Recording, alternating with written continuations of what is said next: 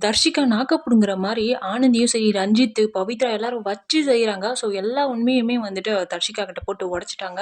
விஷால்னு விஷால் பின்னாடி எதுக்குடி சுத்திட்டு இருக்க? அதுக்கு தான் நீ இங்க வந்தியா? அப்டி சொல்லிட்டு பயங்கரமா ஆனந்தி வந்து நேருக்கு நேரா கேட்டாங்க.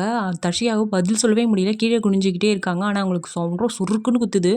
ஒரு வாரத்துக்கு முன்னாடியே பவித்ரா, அன்ஷிதா, தர்ஷிகாக்குலாம் ஃபைட்டுன்னு நமக்கு தெரியும். ஸோ யாருமே பேச மாட்டாங்க. நீ அப்பலாம் வந்துட்டு பவித்ரா கிட்ட பேசாம, ஒரு டாஸ்க்குக்காக வந்துட்டு மஞ்சரி எதிர்த்து இவள ஏத்தி விடுறியே! இதெல்லாம் உனக்கு நியாயமா? தெரியுதா?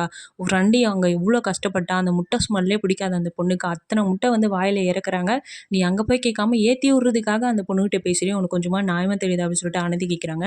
ரஞ்சித் சார் பேசுவாருன்னு எதிர்பார்க்கல. அவருமே வந்துட்டு சொன்னாரு. பவித்ராவுக்கு வந்துட்டு ரொம்ப சப்போர்ட்டிவா பேசினாரு. உடனே வந்துட்டு சிரிக்கிறாங்க தர்ஷிகா வந்து சிரிக்கிறாங்க.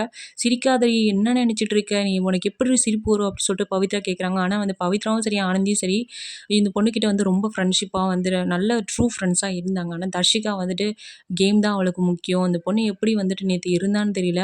ஸோ ஜெஃப்ரிக்காக வந்துட்டு ஜாக்லின் வந்து சண்ட போட்டாங்க.